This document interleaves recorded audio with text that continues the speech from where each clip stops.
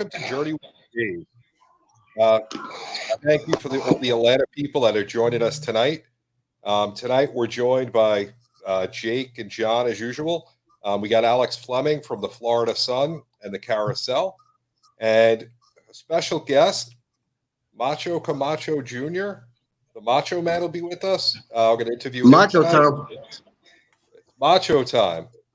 So, what's going on, Macho? How's everything going? So, you just got out of the gym, so you're still working out and keeping fight ready? Hey, back to work. It's awesome feeling during this COVID time. It's no better time to start now. And it's a new year. Everybody has that New Year's resolution type stuff. So I'm working on mine. So, how does it feel, going through your career? You got to see your dad fight when you were a kid. You always wanted to go into boxing. Yeah. How did it feel to be on the same card as him as you were coming up? Oh man, amazing. Looking back now that my father's gone, during that time, it was just like another day for me in the office. But looking back now, it was amazing. It's a rare opportunity, to actually, fight on the same card as greatness, and me coming from that DNA. So it's just amazing to me. So, I mean, you got to see your dad fight when you were younger, and that's probably what got you into it. Were there any other boxers you idolized or that you saw or looked up to? I love Sugar Ray Leonard. I love Muhammad Ali. Um, those were the guys that my father looked up to and loved. So, and growing up and seeing that, two of the greatest. And those are guys I looked after. One, 'cause Ali took a stand, he meant something. He was a traditional fighter. And two, Sugar Ray Leonard was just Sugar Ray. He was the golden boy in his days. So those are fighters I want to role model myself after. Because outside the ring, they had a life. If you look at boxing now, 95% of fighters retire broke. With no money, no nothing. With no legacy really behind, just what they left in the ring. Guys like Muhammad Ali, they didn't live forever. Because they took a stand, they meant something. So like Sugar Ray Leonard, the Yeah. golden boy. Clean cut. Clean cut. Most boxers after a certain age, they finish all punchy. I mean, before we went on the air, we were talking, and you said you had certain advantages from growing up and Yeah. experiencing the lifestyle of boxing. You got to see what it was like, after their career and how the boxing world kind of forgets about you. But what advantages did you have when you kind of stopped boxing and now that you're thinking about returning to the ring? Well, I guess that's the New York in me. We all hustlers. What I did was when I first grew up in the boxing world, I wanted to have my own name. I want to be known for myself, not just the son of Hector Macho Camacho. So that was my goal, and I believe I achieved my goal when I fought a main event on HBO KO Nation. I was the main event. My father was my undercard. So that was my championship fight. But I seen the ups and downs in boxing. I see how one minute they love you, next minute nothing. My father left behind a legacy, a big legacy. Like if you look at boxing today, about 80% of fighters are wearing Macho Camacho style boxing trunks. And now one of them will say, you know what? I want to give a special thanks to Macho Camacho, my inspiration for wearing these type of outfits. You don't hear fighters saying that, but he left behind a big legacy behind that. To this day, I can hold on and run with. Now, what do you feel that drives you when you've reached the top? You've been the champion of the world. What drives you to get back in the ring after you're done and you've retired? That's all depends on the person. Some people are content in life. Not me. Like, I always want more. I always want something that's better. But I'm realistic. I'm not going to get hurt either. It becomes more of a business at my age. After the second half of your career, it becomes a business. More than you want to go in there and prove yourself. So in this time, I do come back. It be more on the business side of it I've been looking at. And again, I'm not going back to boxing for money, but to help the sport of boxing. Like I said, 95% of fighters retired broke. We don't have no retirement fund. We don't have no 401k plan. We don't have no health plan. We have nothing. And we get our brain bashed in for about 20 years. Then from there, expect to get a job. This is a poor man's sport. So I come to boxing and help boxing. See what I can bring to boxing. Because I too look to be a promoter in the future. Now, going through your career, is there one particular fight you wish you would have gotten that you didn't? You know what? I always wanted the Zab Judah fight. That's a fight I always wanted. Me and Zab came out in the amateurs together in '96. We competed. One fight that I really wanted was the Chavez fight. after Chavez beat my father in 1992, I witnessed that. I went and I started boxing at that age, and that fight inspired me, along with the Rosario fight. And that's the fight I was chased after Chavez. I chased after him. I went after his sons. I couldn't get it, and that's new. So we do an exhibition. I mean Chavez Senior. We look at the late April, early May. So that's one fight I always wish I had. I always want to make my father lost to Chavez. Cool, So you had a lot of fights in your career. Obviously, your record is incredible: 59-7-1. I mean, that's awesome. But I got to ask you, of all those fights, what was the one fight? Not because of where you were, but the guy you fought, the other person in the ring, was your biggest fight, the one that you think back and think that was the pinnacle of my career. That was my favorite fight. Just because of who you fought, not because I know you talked about when your father was your undercard, but in terms of just the guy you fought, who was your biggest? Well, I would say the fight that my career always would be attached to will be the fight against Jesse J. Nejas. Just how it ended, controversy. That's a fight that before going into that fight, people was comparing me to my father. It would sound I'm the next Latino superstar. I'm the next Puerto Rican champion. And after that fight finished, the next day in the papers, after the fight, went to the scorecards, the New York Post had an article that said Camacho's a coward. So that fight was stuck with me because that fight, now I was cut. Could I kept on fighting? Yes. But I knew if we go to the scorecards, I'll be declared a winner. So that fight right there, that situation is a fight that always sticks out in my career. That's like the turning point. And when that happened, I see the boxing world turn their back on me and call me a coward. I said, F boxing. I've seen that in my father's career. I seen that in the Rosario fight. Remember when Camacho got hit in the Rosario fight after that he started boxing the rest of his career? People always say, well, the Rosario fight is the fight that changed Camacho. Well, Lejas is my Rosario fight, so. Yeah, so I got one more thing I want to talk to you about, and JB kind of touched on it, but you haven't had a match consistently really since 2013. That's kind of where you stopped having constant matches, and of course that makes sense, but you kind of had a few matches every now and again over the years, and it's been a crazy year. What has been the one thing more than anything that's driven you to keep fighting? Because obviously you're not getting any younger. Let's be real. You're not getting any younger. And you said you're not doing it for the money. Besides just wanting to be out there, right? It's crazy year. So many things are going on. What is driving you right now to keep fighting and get back in the ring? Because you haven't had a fight since mid last year. And really, I haven't had a fight since 2012 or 11 or 13. I haven't been active. I haven't been in the gym. I guess I took a lot of time off. My body feels young. I still feel young. As a fighter, you always think you could do it. You always think you could do something. You always think you have a chance as a fighter. But I take care of myself. I don't party. I have my faith in Islam. It's just been out this game so long. I just want to come back. That's I gotta say that's It's awesome. like an itching thing. It's an itch to want to fight. 1 second, folks. It's an itch to want to fight. It's an itch to want to be champion. It's the risk of reward that drives me more than anything else. And you know what? Something else that motivates me now? Seeing Mike Tyson and Roy Jones come back at their age and look good, and showing people no matter the age we could do it. I was going to ask if that had any bearings on your decision, because Mike Tyson was influential to you in some ways, and he's coming back, right? And he's coming in the fight now. I was curious if that had any bearings on your decision to come back. Yeah, it did. It did. When I seen the Roy Jones and Tyson, that I quickly restored the Chavez Senior to see if he want to do exhibition. You say yes. That opened doors for us fighters who really can be sanctioned by a commission. It gives us the opportunity to keep fighting and keep our dreams alive. So, I have a question for you. I'm a big baseball fan. You said you're a Yankees fan.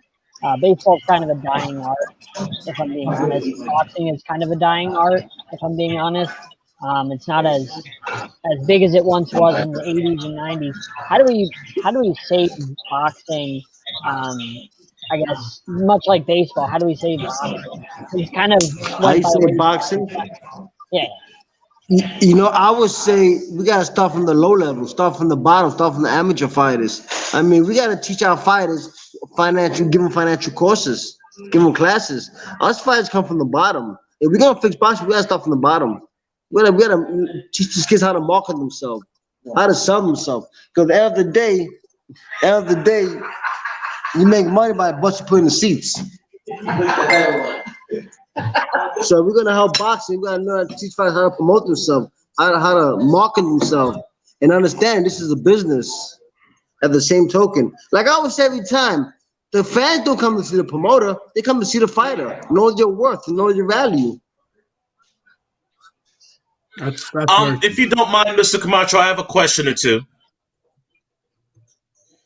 First and foremost, I'm loving the Bulls hat. Thank you for that. That's my old hometown. 58-7-1, 59-7-1. I believe it was September of 2020 that you said that you wanted to get back into the ring. Who do you have your eye on? I want a big fight. I would chase the big fights. I would chase the Chavez Jr. fights. I would chase the name fights. Because in boxing, it's the household name that's out there. That's how people recognize the names. Boxing in the stage right now, like my man just said, boxing in a bad stage right now. It's almost a forgotten sport. But people do remember the names. So if I'm gonna come back at my age, I'm gonna come back with names against names, people my age. Hey, look, Floyd Mayweather still act, no matter how you put it, whether it be exhibition, whether it be fights. Name, that's what I'm after. It makes sense. IBF middleweight championship. Are you still pursuing that? IBF, I'll pursue any championship that's available. But the main thing is what weight I'm gonna come back to. It's about getting back the right weight. Getting back to, I mean, I'm 42 years old. I'm not spring chicken no more, you know. So it's just gonna see where I'm at. It may be something I may want, and who knows? Just spar me. I might say, you know what? I don't have it no more. I'll be honest. I'm not doing it for the money. I'm actually okay. Would you upgrade to a light heavyweight? Hell no. Hell no. I'm ready to come down 154. Right on, right on. So you're trying to stick in the middleweight division. I see you. Is there anybody that you see in the middleweight division right now that can actually hang with you at your age, that is? I'm really breaking up the phone, but I'm looking to come back at 154 against Chavez. We're looking at April, May. That's the fight goal we're looking at. Right now, I must have left the gym. So I'm still heavy, but we got time. So, you know, that's what it's about, putting that work in. I'm actually in Florida. And he talk about the future of boxing. He's a Camacho, the future boxer. I'm actually training my cousin now to go to the U.S. Championships. Right on, right on. So how soon should we expect your return bout? How to respect? Well, I'm looking at one. After that, I see what happened. I had a contract, a LOI signed to fight Ramon Alvarez, which is Canelo Alvarez's brother. He has a brother called Ramon Alvarez, who's WBC silver champion a couple of fights ago. He fought Indy Lara and he lost, but that was the name we're gonna face. And we signed a letter of intent to make the fight happen. But you know how boxing is in COVID now. It's hard to plan things. What it takes, buy the food, and they're gonna also. And you know what? It's something that boxing monopolized now. It's like Monopoly now. If you're not signed with the big promoters, you're not really getting no exposure. Like boxing is like closed in right now. You get the PBC, the Top Brand, the Golden Boys. If you're not one of those guys, you're not seeing TV. You're not seeing no exposure. That's the truth. Boxing's closed. So I got Have you ever thought about working for Oscar De La Hoya? No, but I thought about fighting Oscar De La Hoya. He's looking to come back to the sport of boxing. So you're a New York guy. You grew up in Harlem, Spanish Harlem. Have you thought about fighting in Brooklyn at Barclays Center? My thing was, you know, I'm a Knicks fan. My thing was to fight Madison Square Garden. That's home for me. That's all been my dream, and I fought in the Garden twice in my career. I'm happy about that. I mean, to come back at my age, come back from New York, I would love to. It got to be a big fight. And really, there ain't no big names in boxing around those weight classes. Like, there ain't no really those marquee fighters right now. The lightweight division there is, of course, but they ain't no really the 147, 54. There's not a marquee. The Charlo brothers, but you know, that's can't be a boxer to know who they are. You be a boxer fan to know who they are. You even have the household names. Are you a Jets or Giants fan? I'm a Jet fan. JT at Jets. Yeah, I know we suffering. We have a good pick. We have a good pick next year. They usually, if you're a Jets fan, you're a Mets fan. Normally, normally. That's the original from New York. Yes, if you a Jets, you a Mets.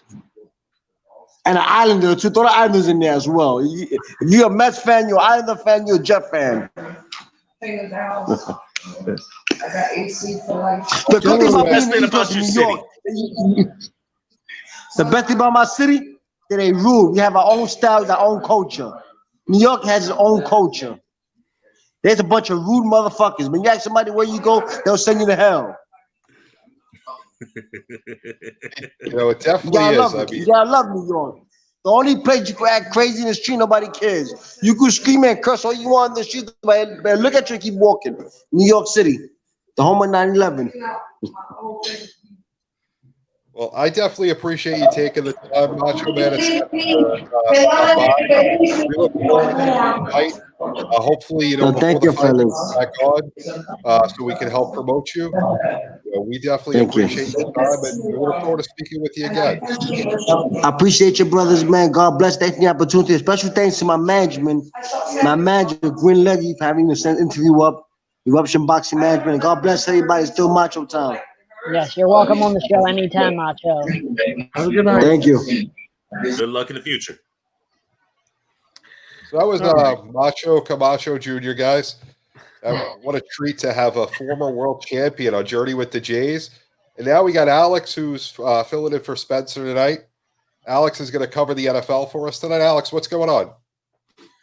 All right, let's get to the nasty before we get to the good. Cleveland does not rock.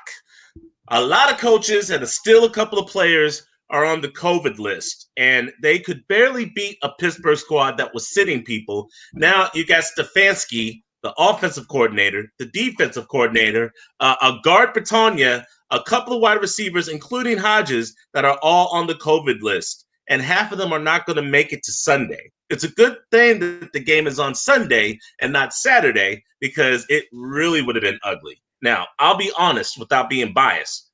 I didn't have Cleveland doing anything in the first damn place, but this is a mess. Yeah, this is as ugly as it could be for a team in the playoffs. But, it's kind of what's happened to Pittsburgh all year. They had the issue with the Ravens with the COVID. They had their game moved. They've gotten lucky a few different times with guys being out. And Pittsburgh hasn't played well, so I kind of thought the Browns would have a shot, coming in to do something, maybe shocking us a little bit. But with all this news and everyone going down with COVID and not being able to have everything run as usual in a big week for the Browns, and in this franchise, this is a huge week. They haven't made the playoffs since I don't remember when.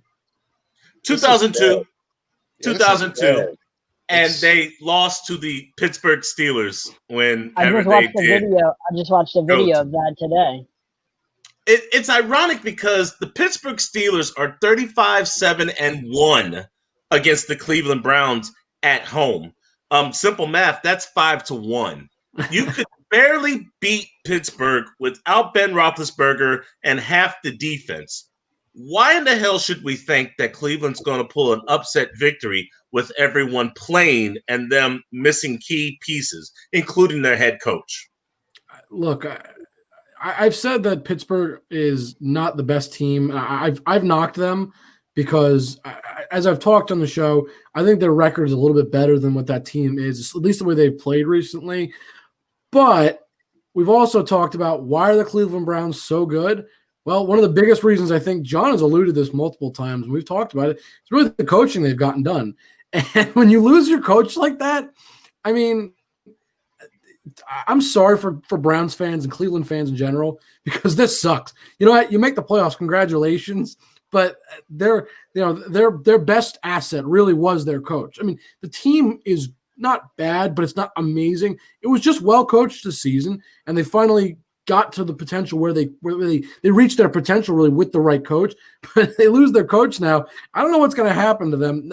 They're not going to win, but I don't know how bad it's going to be, because that's my thing.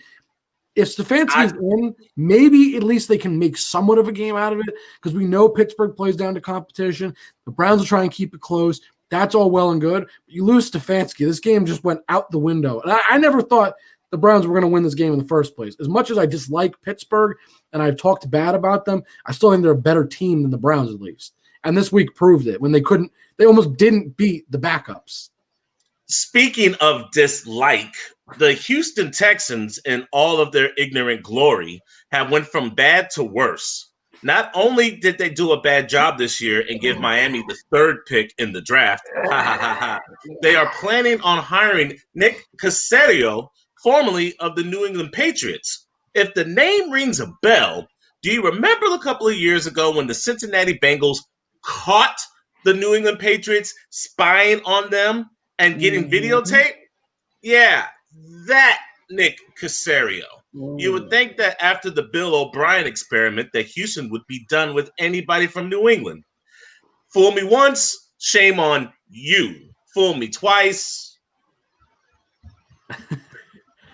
It's clear the Texans don't learn from anything. That's what I'm gathering from all of this. They don't learn very well, do they? Well, I mean, they never should have gave Bob the power of general manager. Absolutely. That's what I mean. They should have learned from that mistake. Like, okay, we screwed that up, but now look what they're doing again. Stupid mistake once. I don't know what's going on with the Texans. They have a talented roster, and they traded part of it away. Well, John. I'm talking about you're giving a little bit too much credit to that. When they had DeAndre Hopkins, what I'm talking about, they had a talented roster with him. They could at least win games with him, and then they did that and traded him away. It's just I don't know what they're doing up in management, and I'd love to talk to them and know about that because I don't know. When you look at the Texans, you look at Deshaun Watson, and you say, except for the fact he's getting paid to be there, you really feel sorry for him because the Texans aren't going anywhere. And he has a lot of talent. He could be one of the premier quarterbacks in the league. If he was on a different team in a different city that cared about winning, that made the right moves, maybe New England, there'd be talks of him, in the top tier of quarterbacks. I don't feel bad for him. I do. I was gonna say, how can you feel bad for a guy that his contract was about to expire and he chose to resign on a gigantic deal? He had a chance to get out of that dumpster fire. Because Dak turned down how much money and a game against the Giants. Now, he's going to get his money, but he took the Carmelo route where he got the money, but he's going to be on a bad team for a long time and he's not going to win anything. That's the Carmelo Anthony route with the Knicks. Yeah, here's what's funny about that whole situation. Bill O'Brien didn't like DeAndre Hopkins, but he could have kept him because he took the contract of David Johnson and then signed Randall Cobb. Between those two players, you could have re-signed DeAndre Hopkins to a 2-year think it over deal, and then we'll get to this later. But he wanted to ship out Nook. He wanted to sign Watson, and now he's stuck with a roster of wide receivers past Kiki Kuti and Randall Cobb and the often concussed Brandon Cooks you can't name. Yeah. I feel bad. I feel bad for Texans fans, but not for Deshaun Watson because you said it. I mean, he re-signed, and that was his choice. The one thing I will say is, even on a poor team with no receivers, which we just kind of talked about, like he doesn't really have that elite talent anymore. That man deserves a lot of credit. He had an awesome season still. I just want to say that because I know he gets overshadowed a lot because he's on a bad team. Like the Texans are terrible, and a lot of people kind of think past it, right? Because when you think of the great quarterbacks in the league, I think we can all agree. Who do we think of? Russell Wilson, Aaron Rodgers, Patrick Mahomes. Still Tom Brady because he's Tom Brady and by the name. And you kind of look past him just a little bit just because he's not on a winning team and he doesn't have the accolades. And I didn't even mention Lamar Jackson. He's another name I didn't even mention. So you kind of see the point. There's a lot of those guys that kind of overshadow him, but he had an awesome season. Winning will do that. Yeah. I just want to give a shout out to Deshaun Watson because honestly, I don't feel bad for him because, like I said, he chose to resign, and that's his decision. But it still sucks because he led the league in passing, and he was tied for 7th in both touchdowns and interceptions. Deshaun Watson almost had 5,000 yards passing. I know. That's what I mean. Forgot about Josh Allen. When I think of top-tier quarterbacks, I think of Aaron Rodgers, Russell Wilson, Patrick Mahomes, El Freaky, Josh Allen, and Deshaun Watson. Deshaun Watson had nothing but the bag of chips and a soda that Bill O'Brien gave him and almost passed for 5,000 yards. Yeah. You know, that's just something to think about. Was that what he got back for DeAndre Hopkins? The bag of chips and the soda? Bag of chips and a soda and a broken down running back. I was going to say, a broken down David Johnson. Don't forget that. Speaking of broken down, I'm sorry to see Anthony Lynn get fired, but I'm happy to see who might be replacing him. Inside sources that I cannot name tell me that the runner-up or the head guy to go to the Los Angeles Chargers is going to be Coach Dabble of the Buffalo Bills. I've heard Jason Garrett potentially from the Giants. I've heard rumors, but I've heard rumors of Jason Garrett potentially going to the Chargers.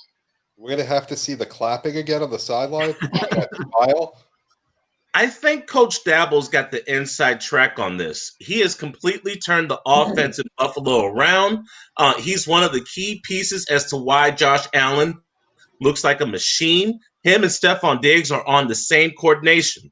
What do I see in the same in Buffalo that I see in the Los Angeles Chargers? You have key pieces, Keenan Allen, Austin Eckler.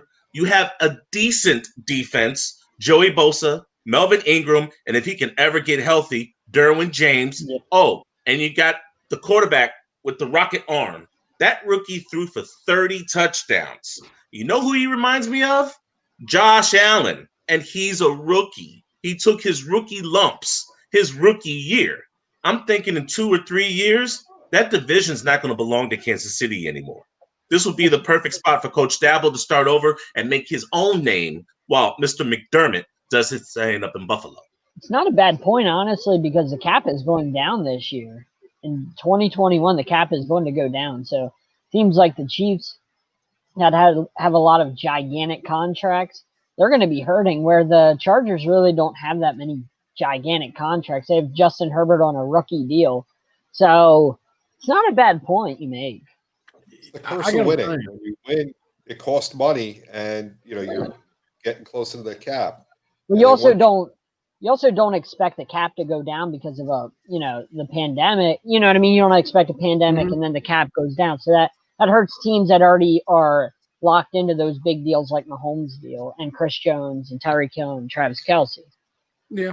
No, but I got to tell you, it's funny. You mentioned that, Alex. And when I saw the coaches getting fired, Doug Marrone out of Jacksonville, Adam Gase from the Jets, and obviously Anthony Lynn from the Chargers. And it's funny. I was thinking about this morning, and I was going to bring it up on the show if you didn't. Obviously, you brought it up, and I'm glad you did. Of those three, I was thinking, who's in the who has the most intriguing? And I said, well, the Jets have a high draft pick, and so does Jacksonville. I said, all right, that's interesting. Obviously, potential, former Heisman winner. And Trevor Lawrence is going to likely Jacksonville. So that's intriguing. But I was thinking about it. I said, think about this.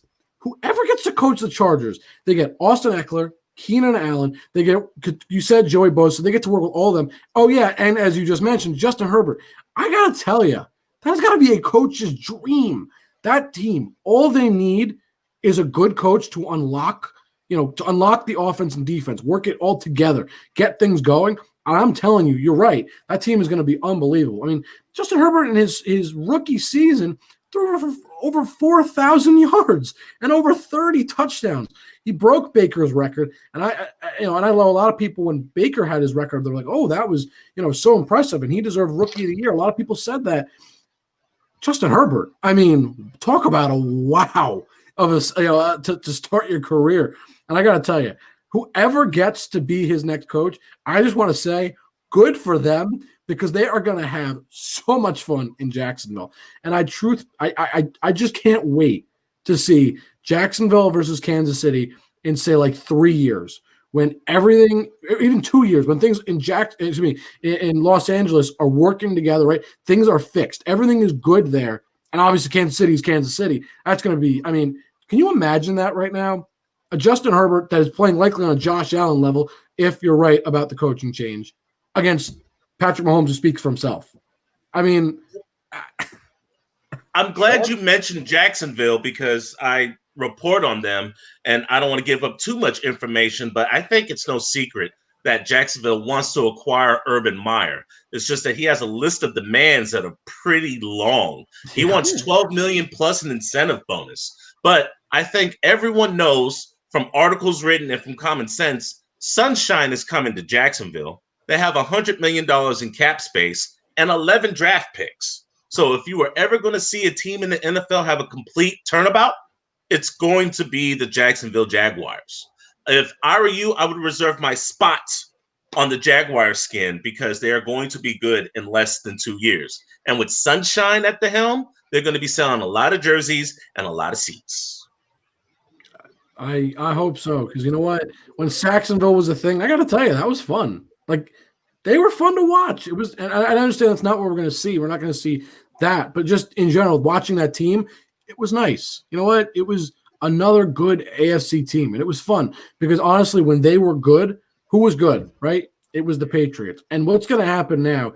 And as much as I love, watching the Chiefs, and I think they're so fun to watch, they're going to get stale eventually because I think what's going to happen, what we're going to see, unless teams obviously, I'll address that, or Alex can address that really in a minute. But I want to say, what we're going to see with the Chiefs, unless other AFC teams start stepping up again, we're going to see the Patriots dynasty repeated with Kansas City. And that's why I'm looking forward to potentially seeing Jacksonville become, I hope you're right, Alex, a good team in the next few years, because the more fun AFC, John, I don't want to talk about your Dolphins, buddy. We can talk about them later because their coaching decisions are mind-boggling. But I'll talk about that in a minute. It cost them big time. And we'll talk about that in a minute. We can talk about that in a minute. But I want to finish by saying that, I don't want another AFC team like we saw with the Patriots. I don't want to see another team take over that half the league and basically have a monopoly on the Super Bowl. As much as I like watching Patrick Mahomes, I like the Chiefs. I want to see teams like the Ravens and the Bills and even the Dolphins. I'll keep your name in there. I want to see other teams make a name for themselves. And Alex, that's why I am hoping you're right, because the more teams there are in the AFC to compete, the better. Because truthfully, you got 4 teams in the NFC. They're going right now absolutely nowhere, at least. NFC East in general, count those 4 teams out. So we're already down 4 teams that are going absolutely nowhere. So the more teams we can have that are good and have a legitimate shot in the playoffs or to make noise, I'm all for it. I hope so. Jake, I'm going to hit 3 of your points. First of all, the NFC East, the Giants at 6-10 so did better than my expectations. I'm thrilled. And, I look at each year and I look at the schedule and I didn't see 6 wins this year. So they killed it. I'm proud of them. Jacksonville, I hope they do what they need to do because it was fun when they were good. The Chargers are going to be the team that challenges the Chiefs all day, and the Bills, they're going to be an exciting team for years if they keep things the way they are now. If they get a running game, they're going to be better than the Chiefs. Watch out for them if they find a way to run the ball, because that's going to open up everything. And John, your Dolphins, plain and simple, you could have the 3rd pick, but you got to show up the last game of the season. You got to stop benching a rookie quarterback. Horrible coaching decision. You just touched, but you can't do that. Yeah, you touched on the Chargers and Bills are going to be good. Those are 2 cursed teams. The Bills lost 4 straight Super Bowls. They haven't won a playoff game and since I think the Cowboys won the Super Bowl last or something like that. It's the Super Bowl a year. The Chargers always find ways to lose games. They did it again this year, even with Justin Herbert. So until we really see something happen with both of those teams where they really shut people up, which the Bills haven't done, because you can say they did great all this year, but the Ravens? So next week we can talk about when the Bills shut you up. What did the Ravens do the last 2 years when they were basically the best team in the AFC? They flopped in their first game. So let's just hold off. How many teams get to the Super Bowl a year? 1 team on each side. Right, so 2. So just getting there basically is phenomenal. That doesn't make you cursed. It just means that there was a better team or a team executed better that day. 4 straight Super Bowls. There's something. I'll give you look. I don't remember all the Bills Super Bowls. I wasn't even born for all. I wasn't born for any of them. You were born for any. I do. But here's the one thing I want to just start by saying: to say they're cursed is So stupid. Okay, the first of those 4 Super Bowls, which is the only one I know personally about, and I will let Alex, JB, or yourself talk about the rest of them. But that first one, they were not cursed. They had a bad break on a missed field goal that would have guaranteed them the game. I am a Giants fan through and through. I'm wearing my Giants sweatshirt. I love my Giants to death. I will always be a diehard fan. But when I talk about the Giants Super Bowls, they deserved, in my mind, every one of them but that one. Not because the Giants were bad, because they got a lucky break. They didn't. The truth is, that was a Super Bowl for the Bills that basically got stolen by a bad kick. I mean, that's not being cursed. That's just bad luck. You might not even be old enough to remember the Music City Miracle. Do you remember what Tennessee? Yes, 2000. Bills played in that game too, didn't they? But it doesn't make them cursed. They got a lot. I can't agree with the curse either, and here's why. Jeff Hostetler, not Phil Simms, played in that Giants Super Bowl, and it was a missed kick that cost the Buffalo Bills because they were downright the best team in the NFL that year. The second time they went to the Super Bowl that following year, Doug Williams was on a mission. Tampa Bay and all their nonsense come for no reason. He was a backup with the Washington Redskins, and he became available when the starting quarterback was incompetent and was unable to play. So that was a redemption song. You know, it was just meant to be. After that first drive where he looked bad, Doug Williams was amazing. The third Super Bowl, Dallas steamrolled the Buffalo Bills. They didn't have a snowball's chance in hell's hell. The fourth time, they just got unlucky. Bad breaks, a Thurman Thomas fumble, Steve Tasker, things just didn't go their way. People don't seem to understand it's not easy getting to a Super Bowl. They went to 4 straight. So you can't be that cursed. I mean, they were the second best team in terms of where they finished in the season, technically. You can say they were the best team, let's say, in 1990, right? But they finished second, so they're the second best team, and I put that in quotes because they finished second place. To be the second best team, even if you're the second best team for 4 straight years, that's pretty incredible. Name another team that's ever done that. I don't actually think in the Super Bowl era, I don't think a team has ever even come close to doing something like that. That's all well and good. Cincinnati went back to back, but they didn't go back to back, right? But that's twice. 4 straight times being that good. That's all well and good, but think about teams like the Atlanta Falcons getting the Super Bowl. Oh, that was great. Yeah, they got to the Super Bowl against the Patriots. Remember that? Oh, now they're stuck with 28-3 forever. So be careful what you wish for, just because you got to the Super Bowl doesn't mean it was necessarily a great thing. Because now they're forever stuck with 28-3, and they'll never get rid of that. I'd rather get abused for losing a 28-3 lead in the Super Bowl and losing Tom Brady. I would never want to get to the Super Bowl if you had to live with what the Falcons have to live with. Never. I would never want to live. They made it to a Super Bowl. I never want to live with other team. I'm just saying they made it to the Super Bowl. That's it's great in of itself. But every time you tell somebody you're a Falcons fan, what are they going to say to you? 28-3. Okay. Every time you say you're a Dolphins fan, you know what I think? Yeah. I think your coach is incompetent and bench Tua. What's your point? He's coach of the year, so he's not that incompetent. He's not coach of the year. Are you nuts? He could be. No. Okay, well, I want to address the elephant in the room, and that is the jersey or the sweater that you're wearing, Jake. I have an issue with another man relying on another man to do his dirty work for him. Ooh. Now, Philadelphia owes the New York Giants absolutely, positively nothing. Yet for some odd reason, Joe Judge is on his high horse saying you disrespected the game by tanking against the Washington football team. Now, let's get one of 2 things straight. 1, Philadelphia doesn't give a damn about your feelings. 2, if you handled your business, you wouldn't be in this position. If Danny Dimes didn't trip over his own damn feet against the Philadelphia Eagles, you wouldn't be in this position. If you didn't cough up a lead against a Dak-less Dallas Cowboy squad, you wouldn't be in this position. So if you're going to have all this vitriol for the Philadelphia Eagles about not helping you out, take a good, long damn look in the mirror.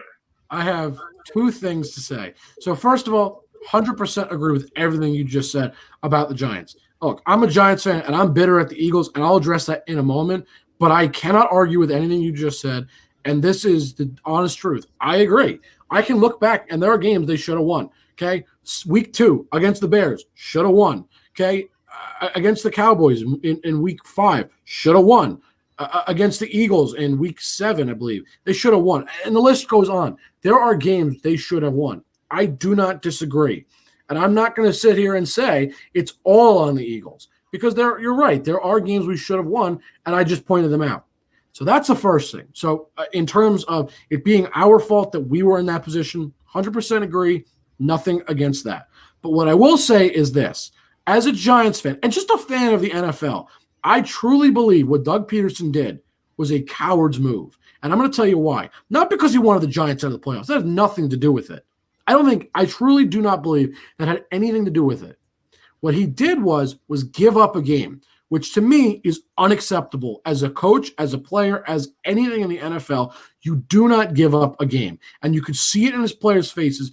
They were upset. Jason Kelce is my perfect example. You looked at him on the bench. He wanted to win, but he was dejected because he knew his coach had given up. So what I will say is this. While you're right, John shouldn't have been in that position. Forget all of that. What Doug Peterson did was unacceptable. And look, I understand he wanted to evaluate his quarterback position, but here's all I want to know. Is that guy going to be your future, or is Jalen Hurts going to be your future? Nate Sudfeld hasn't played football in 3 years, so that's garbage. That's my point. That's what I'm getting to.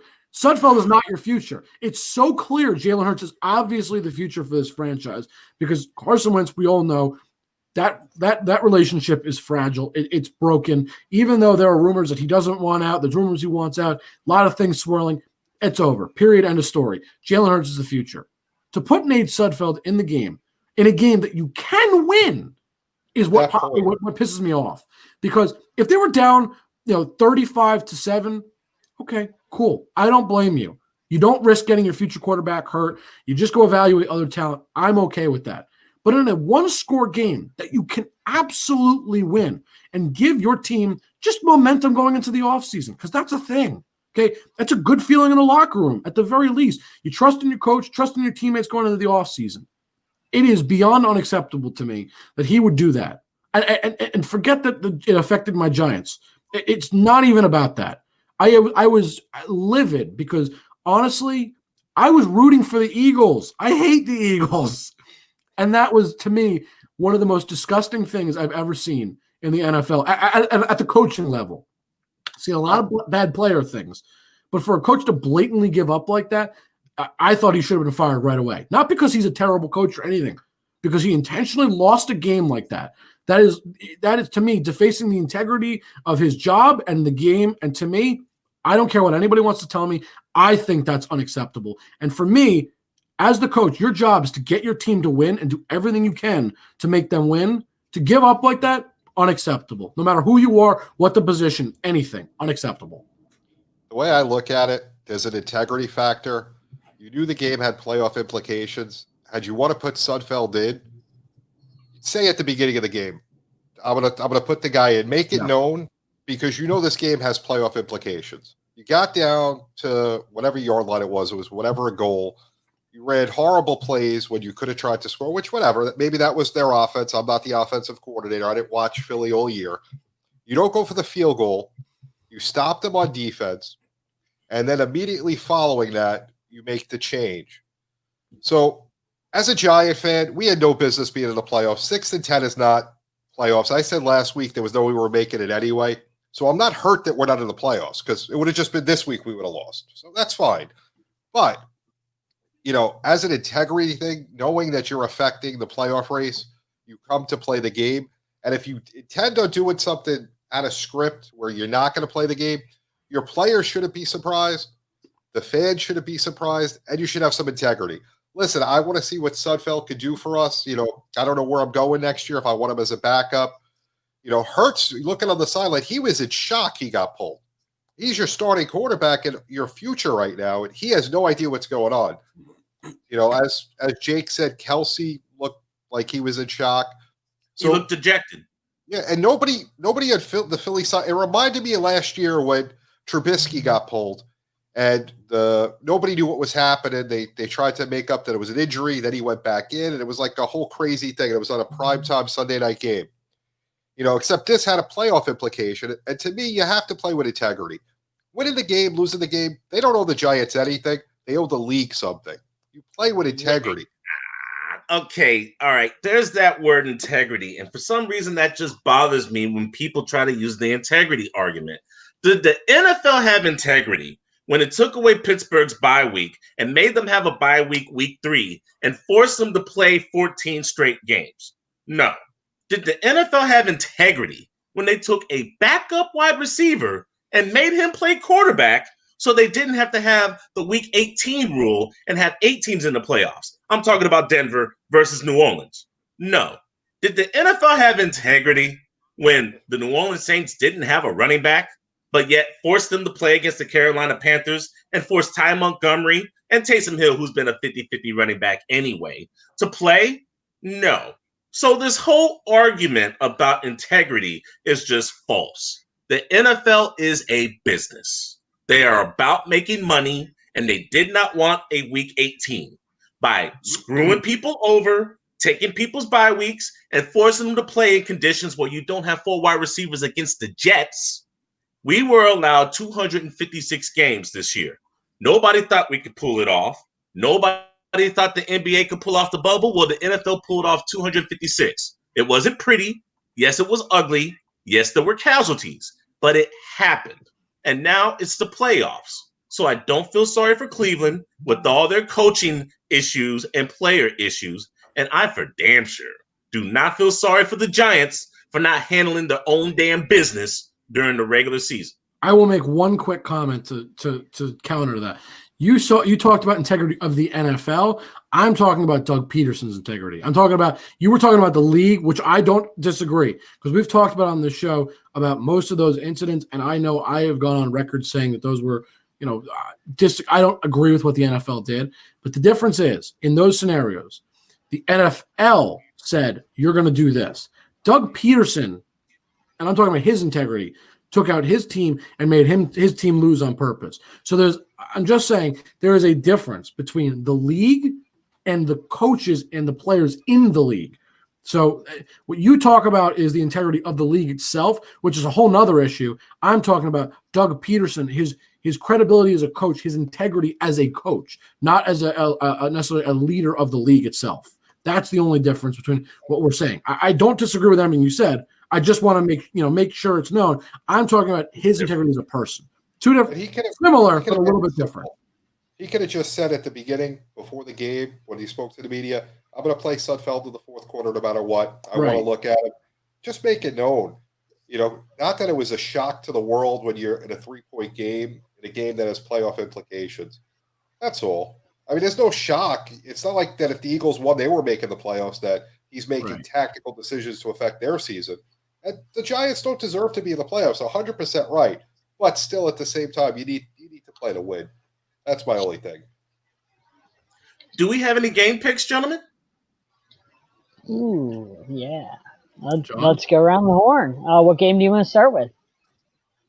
Baltimore, Tennessee. Tennessee beat them last year handily. Tennessee beat them in Baltimore again. This year they beat them in Baltimore. Derrick Henry, they could not stop. He got stronger as the game went on. So Tennessee, again, is going to beat Baltimore because Baltimore can't stop Derrick Henry. And Lamar Jackson in the playoffs is just not good. He's 0-2, and he's going to be 0-3, so Tennessee all day. Yeah, I look. It's no longer move over CJ 2K. How about DH 2K, Derrick Henry 2K? Hey, he had a career year. He's not done yet. I agree. Him and Tannehill and that offense have got things going.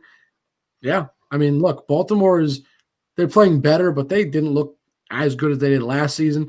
And truthfully, Tennessee looks better than they did last season when they beat them. I see it happening again. And it's in Tennessee, mind you. Not that there's, fans are really a factor at this point because of the way the year has been. But being in your own home stadium, I'm sure it does have some effect on just how you play personally. Just forget the fans, just being at your own home. Jake? I'm sorry, JB. Very simple. Baltimore's winning. They're angry. They got beat last year when they shouldn't have gotten beat. They looked horrible last year. They have a lot to show up for. This is a statement game for them. It's not going to be a blowout or anything. Tennessee's a really good team, but when it's all said and done, Baltimore's going to show up this week, and they're going to win. Guys, you picked Baltimore. Everybody else picked Tennessee. I'm going to tell you why Baltimore is going to win this game. The first time that they met earlier this year, they had Taylor Lewan and Isaiah Wynn was still part of the team. Fast forward to week 18 of the NFL. Taylor Lewan is no longer on that offensive line. Isaiah Wynn is away from the team. Baltimore is averaging more than 260 yards on the ground. That tells me two things. You can't stop the run, and you know it's coming. And time of possession. Derrick Henry, yeah, he embarrassed them last year in the playoffs. So what did Baltimore do? They picked up Calais Campbell, and they finagled Minnesota into giving them Yannick Ngakoue, and they're both on that defensive line. He needed a wide receiver that could catch because Hollywood is a small guy who's speedy but can't take a hit. Entering Dez Bryant, who's now acclimated with that offense. He threw 3 touchdowns last week against the Cincinnati Bengals while they got 400 yards on the ground. Baltimore is one of those teams where they're better with their backs against the wall. I got the Ravens. All right. I like it. Is there another game you want to talk about? I know there's quite a few this week. As we're being told, it's the super wild card weekend. The Chicago New Orleans game. Now everybody's got New Orleans. They're the favorite to go to the Super Bowl, but I see some chinks in this armor, and here's why. The first time they played, when everyone was healthy, the game went to overtime. Is Kamara going to play? Do you trust Drew Brees? And now that Mitch is playing and not Foles, what's the chance that Chicago actually wants to score some damn touchdowns instead of field goals? Now, I'm not saying this is going to be an upset special, but I would not be shocked if Chicago goes in and beats them boys. And one last thing, the last 3 times that the Saints have been in the playoffs, I saw Minnesota pull off a miracle, and then I saw Minnesota bullying them and Kyle Rudolph get the game-winning touchdown in overtime. And the time before that, I saw the referees miss a blatant pass interference against the Rams. So I don't know if we're paying attention, but the NFL doesn't really like the Saints. They don't have a good record in the playoffs recently, and this team can get got if they don't have Alvin Kamara. If they don't have Alvin Kamara, I'm nervous about the Saints. He is, for me, he's the lifeblood of that offense right now, and there's no question about that. I mean, look, Michael Thomas is a good receiver, but he's not playing like he's, no, I say good receiver meaning this year, because he's not playing like his elite self. He hasn't played most of the season. He just hasn't been on that elite level. That's why I'm talking, John, I see the face. I'm talking about this season. He's a good receiver. I wouldn't call him elite this year. Good to clarify. No, I know. But no, he's elite normally. But I'm just talking about this year. He's good this year, but he's not on that elite tier for me. What's happening? Yeah, no, Jake's right with this take for this year. This year. Drew Brees regressing. He's not bad, but he's getting older. That's just inevitable.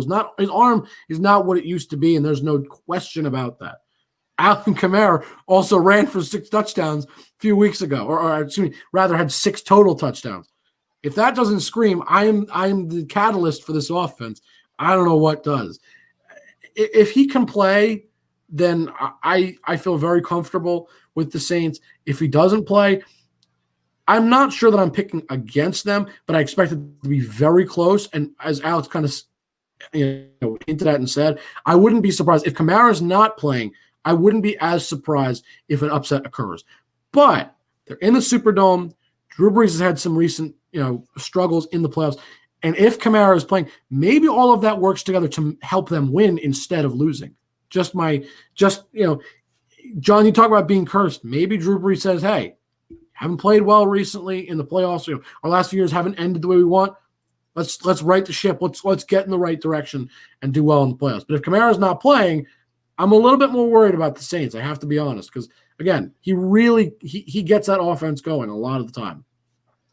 Yeah, that offense is, like a machine. You need Drew Brees, you need Kamara, you need Thomas. They're all important components. You take out one, it's not the same. It doesn't matter which one's gone, but they're all key. They all go together. They fit together like a puzzle. You try to put block in a circle, it just doesn't work. But when they're together, I mean, they're phenomenal. When it all clicks, they have a phenomenal offense. But the Bears have a great defense. They played them close. They got Mitch back at quarterback. 9.5-point spread. There's no way they're going to cover that. It's going to be a close game. The Saints historically haven't done well in the playoffs recently. I don't think the Saints are going to lose, but it's going to be worth watching. It'll be a close game. One wrong play, and it could go the other way. John, Right. you make your faces, John. What do you got to say? All right, I'm gonna be the adult here. You guys are all being wild and crazy here. This is gonna be a blowout. Come on, let's be honest. The Bears aren't a good team. They beat terrible teams, and then when they played a real team in the Green Bay Packers, they got manhandled. The last 2 times they played the Packers, they got manhandled. Mitch Trubisky did nothing. So let's not pretend that the Bears are a good team. They beat trash teams to get to the playoffs. And then when they played good teams, great teams like the Packers, they got their butts handed to them. So they're playing a great team in the Saints. Saints aren't playing the Vikings. Don't got to worry about that. Some reason the Vikings have the number. That call, that was iffy. It wasn't a pass interference, in my opinion, against the Rams. They're not playing the Rams. So they got no Rams, no Vikings, and they're playing the Bears, who are overrated. Not a good team. Nagy's not a good coach. Mitch Trubisky sucks as a quarterback. He's going to get bullied by, that defensive line. That defense is fantastic. Let's not forget that. I mean, come on. David Montgomery's been running against bad teams. He ain't going to do anything against his Saints defense. So this is going to be a blowout. By halftime, it'll probably be a 3-touchdown game. The Saints are up. Just like the Packers game, last week where they got blown out. Same thing. Saints are a class team, class of the NFC. They're just going to roll through this. So, come on. Let's be honest. This isn't even going to be a game. I just want to put hold you to that, John. I'm going to hold you to that. I want to put everything in perspective real quick. I don't believe in the Bears for 1 second. Need to put what everything was said in perspective. This is coming from John, who is a Dolphins fan, who believes the benching of Tua has been correct, and everything that has been done in that Miami system is right. And Brian Flores is coach of the year. So everybody that's listening, just take that with a grain of salt. Take it as you will. That's what John stands for. That's who he is. Take it as you will. If you believe in all that, then maybe you agree with John. If you don't believe in all that, like myself and JB, maybe you see through what John is saying and think he's a little bit loony. He's got a couple screws loose. Just my last quick thought. One of those teams that Chicago Bears actually beat that is of a caliber would be the Tampa Bay Bucks. And they are playing the Washington football team this Saturday. Now, not only do I write and cover for the Tampa Bay Bucks, I happen to know that the last thing you want to do is give a 6-time Super Bowl champion any bulletin board material. I could go on about this. I'm just going to keep it simple. I have Tampa Bay. I'm with you. Look, Chase Young is a phenomenal young man, but you don't challenge Tom Brady. I think that's pretty self-explanatory. He's going to come out with a fire under his butt anyway, but you just made that fire about 10 times hotter. He wants to beat you up bad now. And I know Tom Brady can't run, but I'm telling you, if he sees Chase Young, he's going to do whatever he can to embarrass him. Even though he can't run and he's old, he's going to try and do something. I already know it. He's going to do whatever he can to win this game. Tom Brady loves the Philadelphia Eagles because historically the Giants are really the only team that have hurt him in the playoffs and the Super Bowl. So he's happy. The Redskins come out of the NFC East where no team deserved to make the playoffs. It didn't matter. I don't care. I'd rather them give it to, another team in one of the other divisions. But yeah, I don't see this being a close game. John? No, I don't either. If the Washington football team had a quarterback that was, a quarterback that you could say would go up against Brady, then maybe they have a shot. But Alex Smith he hasn't played great this year. The Washington football team hasn't played great recently. They didn't play great against Philly. They got manhandled by Carolina, the game they needed 2 weeks ago in their home stadium. They haven't played well recently, and what makes me think they're going to play well against a Bucs team that's really hit their stride. Brady's hit his stride, and they're on a mission. I can't say Washington's really on a mission per se, whereas I see the Bucs are. So the Bucs easily should win this one. Ron Rivera has already won. He's changed the culture of Washington. He's got them out of the news for all the wrong reasons, and he's got inside of their heads, that's going to be a good team for years to come. Accept the consolation prize. You made it to the playoffs. Now you're going to get bum rushed by a team where you have no linebackers who can cover Rob Gronkowski. You don't have speed at corner to stop Godwin or Antonio Brown. You better hope and pray that Mike Evans doesn't play, because if he does play, then you're going to be spread out. And trust me, Donovan Smith already has a target on him. I get a funny feeling that Chase Young is going to be facing Tristan Wirfs. He's a country boy, and he's used to seeing Chase Young because he played at Iowa when Chase Young played at Ohio State. In every way, shape, and form, Tampa wins this game. And let's not pretend Chase Young had a really good rookie year, but 7.5 sacks, isn't that great? When you're going up against Tom Brady, that's nothing like 15 sacks. For a rookie, that's great. For a rookie, that's great. That's good. You're in the playoffs. This is a little bit different than, getting He's just challenging the wrong man. Yeah, it's different than getting sacks against C.J. Beathard or something like that. A little bit different. All right, one last one. I have no idea why we even have to talk about this, but for some odd reason, people think this is an actual matchup. Bills, Colts. Now, look, you know who my good friend is, and I'm happy to say that I've been adopted by Bills Mafia. But I didn't like the Colts matchup in the first damn place. You have an elite defense and a little bit of a leaky corner. I'm going to leave the corner alone until I think about all the times that Phillip Rivers has turned the ball over. Now, I love Jonathan Taylor, but the Buffalo Bills were third against the run. Buffalo Bills defense has been making people look stupid. And on offense, that so-called elite defense that Miami was supposed to have, well, they got lit up for 49 points, not 56, because Josh Norman picked off Tua for 1 touchdown. So if you take that away, they got lit up for 49 points instead of 56. Because then the punt return, you take away the punt return, but that's neither here nor there. Neither here nor there. The point is, they got lit up. Yes. Now, Josh Allen, Stephon Diggs, you might as well call them Hall and Oates because they're on the same page. And if they could ever get a running game, this team would be dominating and scary. Indianapolis isn't about that smoke. Phillip Rivers is not trustable. Do you trust Phillip? Would you trust Phillip Rivers with your kids? He has 9 of them, so he must know how to take care of kids. I was going to say, with my kids, yes. With my football team, no. With a wife, no. I have Buffalo. I do too. Look, I've talked about on the show a lot that mobile quarterbacks are the future, and they're now here, and they're here to stay. Guys, I've talked about like Michael Vick. They were him, even Donovan McNabb. They were kind of the prototypes of what we're seeing now, which was getting out of the pocket, making plays on the run. Now you look at the elite quarterbacks, I can rattle them off, and I guarantee you almost every single one of them can make plays on the run. Aaron Rodgers, he's not the best of the list in terms of on the run, but he still makes plays on the run. Guy can move. Okay, Patrick Mahomes speaks for himself. Lamar Jackson, again, speaks for himself. Josh Allen, up there, again, speaks for himself. Russell Wilson, and I can keep going and going and going. All the great quarterbacks in the league make plays on the run. Phillip Rivers make plays on the run? No, last time I checked, he can't. He can't move. He's got the same problem the majority of quarterbacks at that draft had. Specifically, him and Eli Manning have brick feet. They don't know how to run. It's terrible. Big Ben, a little bit. A little bit better, but not great. Not great, but a little bit better, but not much better. If you got a mobile quarterback, that's huge. You know what? They may not have a run game, but they got Josh Allen. He'll run the ball. That's fine. He'll throw the ball. He'll run it. That defense will be elite. The Colts defense, I don't care how elite they might be or what people think they are.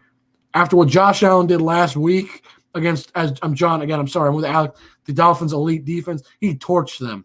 Josh Allen, he's got to be talked about for MVP. Hey, the twos went in with Matt Barkley and threw some touchdowns too. Don't get it twisted. The number twos went in and lit up Miami as well. Oh. You're right. And look, Josh Allen's not going to get the MVP votes he deserves because he's just going to get overshadowed by other guys. Obviously, it's not his fault. He had a great season, but Aaron Rodgers, Derrick Henry are obviously going to overshadow him. Just having unbelievable. Patrick Mahomes will still be up there. All great players will overshadow him. He's an MVP level player to me. I would say top 4 or 5 in terms of voting. He should be up there. That's for me with the way he played. He's a great quarterback. He's having a great season. I'm sorry, but if there's any Colts fans listening, your Colts are about to get walloped by the Bills. Bills Mafia is going to have their first win in a long time. And I'm telling you, you talked about how great that defense has been. If they get a run game, I said it while you were making your points. If they can get a run game, it's going to be like the 90s all over again. And I do not want to see that again. Unless it means the Giants can make it to the Super Bowl and beat the Bills again. It's the only reason I'd be okay with that. Yeah, I mean, remember how Josh Allen got ridiculed the first year of Buffalo, how they were abusing him? All those people right now, I don't know what you have to say because he is playing unbelievable football. That offense, as I said earlier, next year, if they find a running game, they're unstoppable. They're not losing this week. They're not going to lose until they have to play Kansas City if they get there. And, who knows then? We'll see what happens when we get that far. But, the Colts don't have a chance. And the Colts they've played well and surprised me all year, but this is where the season ends for them. I disagree. I think the Colts go into Buffalo and beat them. They got a fantastic defense. Fantastic defense. Frank Reich is still the head coach. He's a fantastic head coach. So I got to give him his credit. They have a great run game, amazing offensive line. So I really think that they're going to try and really run the ball and force themselves really, on the Bills, try and run all over them with that offensive line. And I think they're going to upset them. The Bills don't know how to win. They really don't have guys that have won in the playoffs. Josh Allen's never won in the playoffs. So how can we just hand him a victory when he doesn't have the experience? We're talking about winning in the playoffs. Winning in the playoffs. Rivers, you really trust him?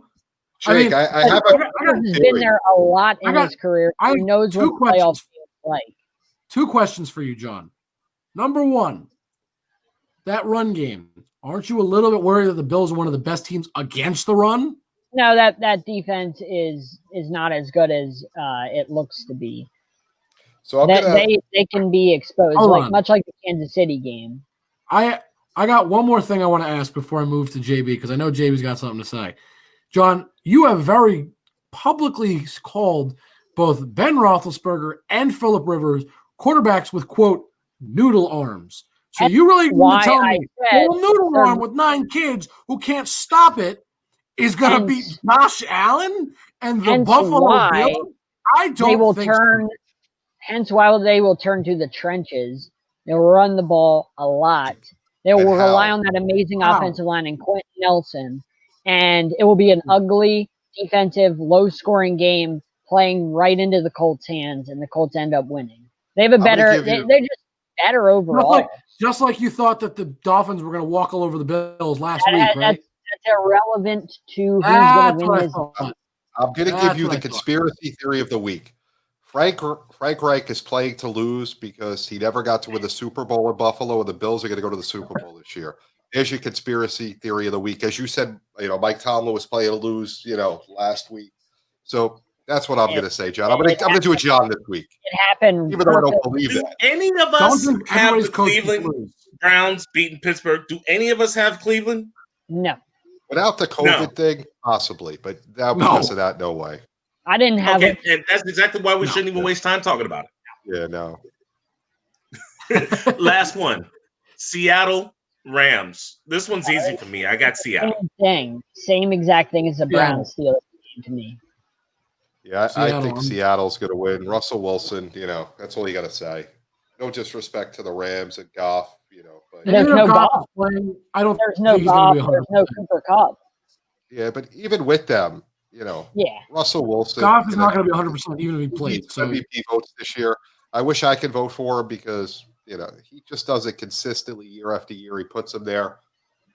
It's not gonna happen. no. All right. You're right. And yeah, that's another thing is Russell Wilson's going to get overlooked again just because other guys outplayed him. But man, if there's any guy Russell that ever doesn't deserve MVP this year. He was off to that hot start, and then he fizzled, and then he looked bad. He did. Well, I can tell you why. There's a guy that threw for 48 touchdowns, and his punter only punted 46 times. There's a guy that only had 5 interceptions. There's a guy that took over his division once again. There's a guy that's going to throw for 500 touchdowns before he reaches 100 interceptions. Whether you like him or not or respect him or not, he's a bad man. Aaron Rodgers deserves the MVP this year.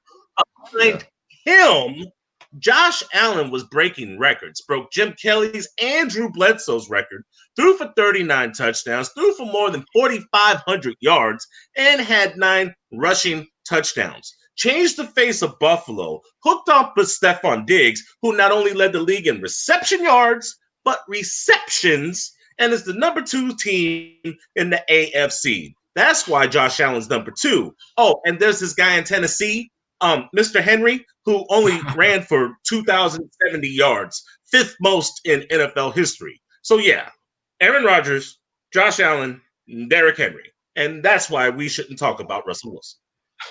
And Russell Wilson did what I said he does every single year. He has a great start, and then he goes through this lull where he just doesn't exist for 4 games. He just plays these weird games where he'll throw for 70 yards and a pick, and he does that for like a month, and then everybody forgets about him in MVP race, and then you finish the season, and people ask why he's not MVP. Well, you can't take a month off and then just come back and expect to be MVP. Aaron Rodgers consistently was great throughout the season. Derrick Henry was great throughout the season. That's why I don't have Russell Wilson as MVP. He does it every year. I'm not forgetting Patrick Mahomes. He doesn't deserve MVP this year. Have you seen the last game that they've played? Have you seen how they escaped against their opponents? And yes, he's amazing, but his numbers are down. Plus, if you're going to give me Tyreek Hill and Travis Kelce and a stable of running backs, I'd look good too. Yeah, I got to agree with you on this one. Rodgers this year has been phenomenal. That would be my vote, and I'm not a fan of Rodgers. I think I've made that clear throughout the whole season. But an MVP player is an MVP player. I've learned to respect that when Jordan played basketball. You got to respect the best at the position, and Rodgers is one of them. Alex, you said it best. These guys know I say it all the time. Aaron Rodgers is a bad man. I say it always. You're right. He is. And look, I've been rooting for Russell Wilson a lot of this season to have a chance at MVP just because, you know what? I said the guy hasn't ever even received a vote, but he doesn't deserve it. I know that. Aaron Rodgers by far deserves it.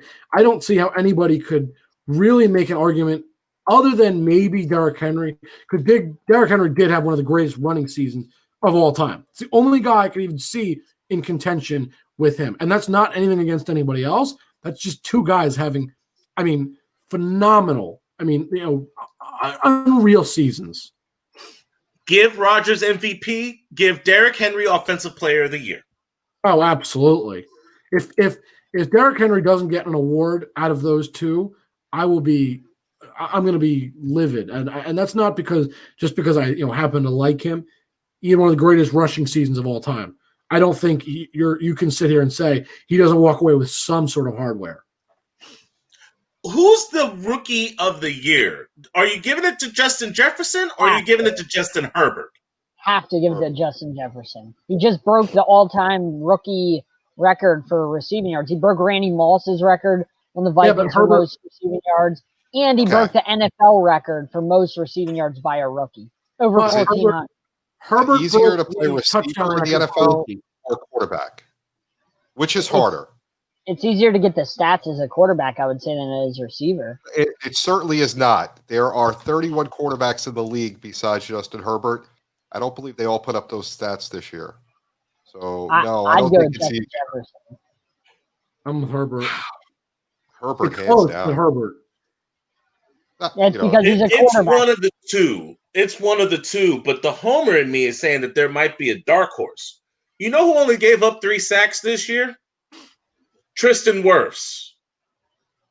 We seem to forget about that rookie. Because he's a lineman, they're going to forget about him. I'm not saying he's undeserving of any sort, but linemen never get the attention that they deserve. And you know what? A guy that's going to be forgotten too, and it sucks that he is because he's having an he had an unbelievable season. It's on a terrible team. James Robinson, hey, undrafted rookie, right? Great season. And of course, he had a great season, but again, just going to be overlooked because other people had better seasons.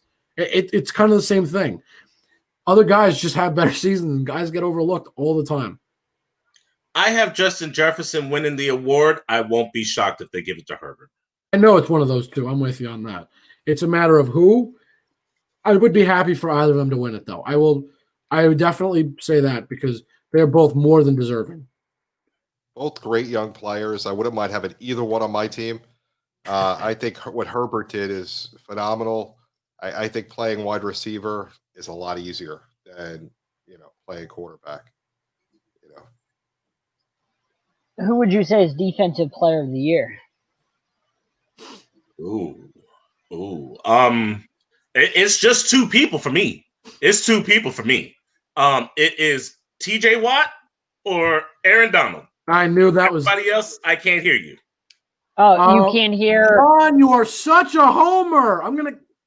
Oh, hold on. Xavier Howard was 4 interceptions away from tying the NFL record for interceptions in the season. He had 10. That's unheard of. Most defensive backs get like 2 or 3. He got 10. I mean, that's 4 away from breaking the record, which I believe was set back in like 1948 or something like that, which will never be, nobody will probably ever get 14 again. But 10, that's pretty impressive. You don't see that from defensive backs anymore. I'm just saying. Aaron Donald is different, bro. He's a disruptor. You take Aaron Donald away from that Rams team, do they even win half the games they win? No. You can say the same thing about X-Man. Yeah. Again, John, I just can't look past the fact that you're a Dolphins fan, and I don't mean to disrespect you like that. That has nothing to do with it. You have to give the guy who had say that, but while you're wearing a Dolphins sweatshirt or jacket and you say that, it's just a little reminiscent of being a homer. Remember the last time somebody had a double-digit pick season as defensive back? Just remember Deion Sanders. the 2 Giant fans. Sanders, a Hall of Famer. Remember the 2 Giant fans who said we didn't deserve to make the playoffs. No homerism. The Dolphin fan says they deserve to win the award. That's all I'm going to say. I mean, when you have that many picks, you have to be considered for Defensive Player of the Year. Considered, but not in the top 2. Well, you guys just got to say there's only 2 people. You said there's only 2 people. I'm going to go back to that comment on that one. 2 front runners is what he's getting at. He's saying, while other guys may receive the votes, there are 2 guys that are clearly the front runners. Just like we talked about, who are the 2 clear, for me at least, 2 clear front runners for the MVP, Aaron Rodgers, Derrick Henry. Does that mean other guys don't get votes in my mind? No. It just means there's 2 front runners to me that are the clear and most obvious choices that should go ahead of everybody else. Am I saying that your boy X-Man is not, worthy? No, I'm not saying that. But what I am saying is he's in – I'm with Alex. I don't think he's in the top 2. I think he's top – Great season and, nothing taken away from him. Yeah, he should be an all-pro. He should be. That's hands down, but that's a lot different than Defensive Player of the Year. There's one Defensive Player of the Year. How many All-Pros are there? I'm just saying, you have to give the guys love. I think the important thing to keep in mind is guys like Aaron Donald and T.J. Watt do a lot more on the field. They're more the disruption, the pressure they create is, in my opinion, personally always more valuable than what one corner or one safety or any really secondary player can do.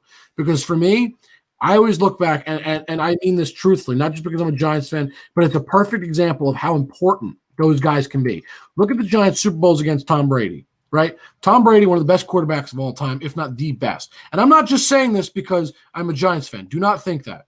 But look what stopped him, right? Was it good safety and cornerback play, or was it pressure? It was pressure. Pressure is a lot more important, at least to me, always. That's why part of why I'm saying it. I'm partial to the fact that for me, pressure on a quarterback is one of the best ways to win a game always. There's different ways of pressure. You can put pressure on them. Remember, Richard Sherman was a big reason that the Seahawks won. What I'm getting at is if you pressure a quarterback, it doesn't matter what your safeties and your cornerbacks can do, because most of the time, if you can pressure a quarterback enough, you just can't get the passes off in the first place. And that's what leads to pick, usually. Or right. Like I said, you can, it can be the opposite end. If you're shutting down half of a field, with Richard Sherman back in his Seahawks days, then boom, that gives your front four great opportunity to get sacks and things like that. So, I don't know. You can give the 32 starters in the NFL no pressure. They're not going to miss a target. They're not throwing picks, with no pressure. So pressure is what changes the game, and that's what causes picks. Yes, every once in a while there's one or two that are just hangers, but for the most part, it's pressure that causes picks. Guys, I have one last question for tonight. Who is our Super Bowl picks? That's a tough one. Tennessee and Seattle. Wow. That's out there. Yeah. I see where you could come up with Tennessee, and I've said Seattle in the past, but that's interesting. I don't see that as a matchup. I really don't see a lot of teams stopping Russell Wilson and DK Metcalf in the playoffs. That defense is soft. They've gotten better as of late, to be honest. They've gotten better as of late. And that's what they need. Remember, the Saints, when they won the Super Bowl, they weren't a great defense. They were an opportunistic defense. So that's what I see the Seahawks defense being, opportunistic. And Pete Carroll's a fantastic coach, so I think he'll have them playing and humming whenever it comes playoff time. I have Bills versus the NFC South. I'm not sure if it's going to be the Bucs or the Saints because I think they're going to meet in the championship game. Bills versus the NFC South. I would say it's going to either – see, it's funny you say – I think it's Packers versus either Chiefs or Bills. I think the way Aaron Rodgers on that MVP level, I know we've talked about it a lot of tonight, the way he's played has been out of this world. And I truly think he can beat anybody else in terms of at least the NFC side of the bracket, right? And it's going to come down to Chiefs versus Bills. Who's going to win that matchup? And it comes down to those two. And I got to tell you, I'm really hoping it does at the very least on the AFC side of things. Because boy, do I want to watch Patrick Mahomes versus Josh Allen more than anything. That'll be forget the Super Bowl. That's what I want to see.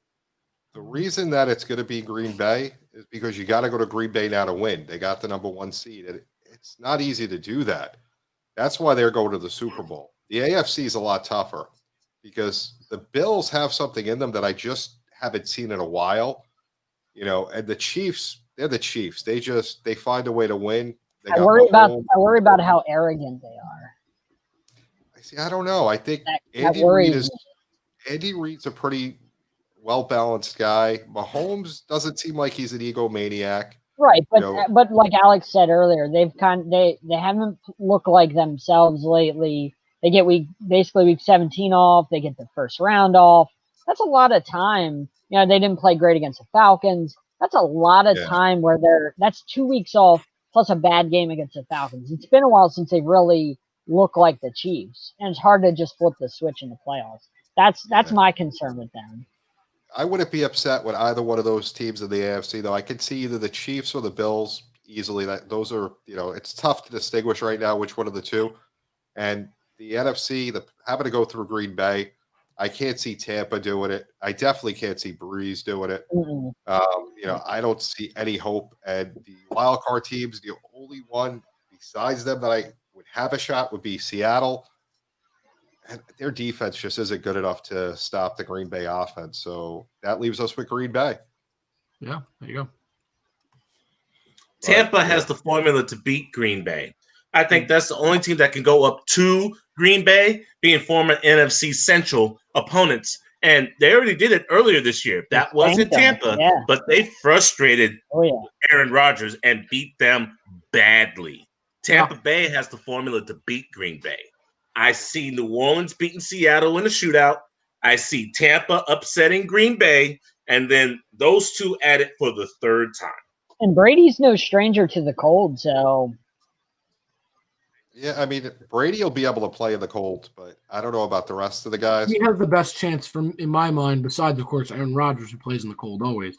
I think on the NFC side of the ball, he has the best chance probably to play in Green Bay and be okay.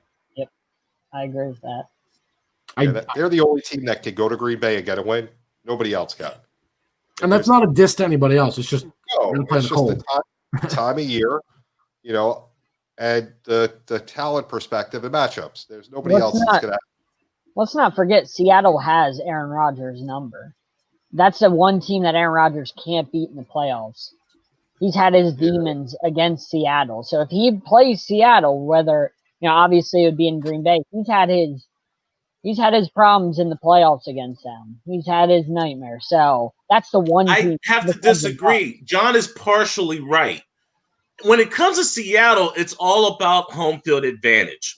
Aaron Rodgers is 0-2 against Russell Wilson in Seattle. This game will be played in Green Bay.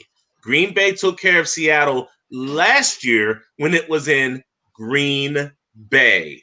Home field will play a role if Seattle does make it to Green Bay. Yeah, I don't think Seattle's going to win that game. Their defense just isn't strong enough to stop the Packers. I worry about who's going to stop DK Metcalf on that defense. I know Jair Alexander's amazing, but who can match up against that guy? That's really hard to do. I guess the question back to you is, who can stop Devontae Adams? Amen. Especially on that Seattle defense. Yeah. Right. It goes both ways. You make a great point, but it goes both ways. Who can stop one, but who can stop the other? If it comes to a shootout, the way Aaron Rodgers has played, that's why I picked them. I like Aaron Rodgers. I have more faith in Devontae than I do DK. Why? He's a more experienced veteran, and Devontae is just nasty. I've seen people put nickel coverage on him, man up front with the corner and safety, and he's just made people look silly. Plus, if I'm Green Bay and I have to face that monster known as DK Metcalf, I'm pressing you at the line of scrimmage. And I'm going to have Adrian Amos over the top. So that way I'm going to force Russell to go to Tyler Lockett and to other weapons. I'm going to take you away. And Green Bay can run the ball a lot better than Seattle. When they do run, yeah. Yeah, but they have that option. Seattle doesn't have a running game. Carson's not a bad running back when healthy. When healthy, that's the problem. When healthy, but they just haven't been able to run the ball all year. You're going to start when you go to Green Bay. That's not happening. Right. You got to. If they could slow down Derrick Henry, they damn sure could slow down Chris Carson. That's not a bad point. It's not a bad point. Oh, look, that's the other thing I will say. The last thing I'll say about that run game for Green Bay, it's not only Aaron Jones, but also Jamal Williams is a good running back. He's a great second back, kind of maybe third down back if you need a passing back. He's got some talent. He is a speedy man. So I know we talk about Aaron Jones, of course, but a good backup running back, a good, your second guy in command on that running back squad. Well, Williams is not bad. That is, and Aaron Rodgers, will get him involved if he's on the field, and he needs to. Yeah, I mean, that's the one great thing about the Green Bay offense. They're not superstars, huge names. Besides Rodgers, I mean, everybody knows Rodgers and Adams. But then, Adams, but they're not huge names, but they're really good. Then again, not to interrupt you, but if Tampa Bay and Seattle both win, then Tampa Bay goes to Green Bay. And so Aaron Rodgers would have to get by Tampa Bay before we even can have this discussion.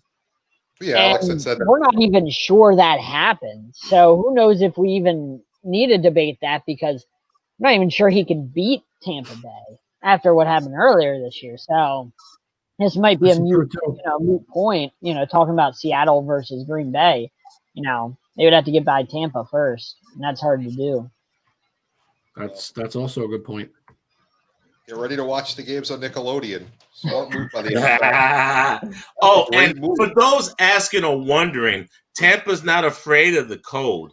They had to play Chicago in the cold because that game was in Chicago. And last year with Winston, they had to go to Seattle where the degrees were 50, and they also had to play in the cold when they had to play against the NFC East. So Tampa's not afraid of the cold weather. They will be ready.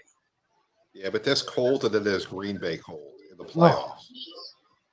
So that's a different thing. Brady, I think will be fine, but the other, 21 guys, we'll see how they handle it. Remember Tom Coughlin, man. When you guys went to Green Bay, Tom Coughlin's face was just bright red. His nose looked like Rudolph. Yes. I remember him just standing there with that look on his face, and they're about to kick that game-winning field goal. So it's been a pretty quiet week all out with all the other things about sports. The NBA really was the only thing I saw was about the expansion. So we could talk about that next week. Some teams off to slow start. So nothing major. There was a lot of huge NFL news. And we had Camacho who took some time to join us tonight, telling us about his future, his comeback, which was really cool. I hope everybody enjoyed that. But Alex, tell everyone where they can find you. Alex Fleming, ALXFLMNG on Twitter. Alex Fleming, no vowels. You can find me on the Florida Sun Review. Just go to Florida Sun online. I have a writing problem. I write all the damn time. Fantasy and Flavors Facebook page. Some of my scripts, some of the stuff I do with the carousel, some of the stuff I do with the Sports Arena. Oh yeah, Sports Arena. Eric Wilson, Jake Rongholt, Michael Caractenuto, Ruth Garcias. Just a whole bunch of sports reporters who talk like we're in a bar and handle some business. Magic Perspective. I cover the Orlando Magic, and I've decided to cover the Tampa Bay Raptors while they're down here in Florida. As you can see, I'm a boring guy. And then, the rest of us, we're not on in Atlanta anymore, guys. So whoever's made the trip from Atlanta, listening and watching on YouTube and Facebook, we'll let you guys know where we're going to be next. But for now, you can definitely catch us on Facebook and YouTube Live. Don't forget to listen to the program on the Believe Network. Jake, what about you? Always can check me on Twitter at Jake_Malik. You can find my other work on there usually. John? You can find me obviously here. You can find me on Twitter, BlueHawks13. And then, of course, Thursdays, the Carousel with Alex Fleming. I cover the Ravens for the Carousel. So, guys, it was a lot of fun. We look forward to seeing you next week. No NFL show this Sunday. Have a great week.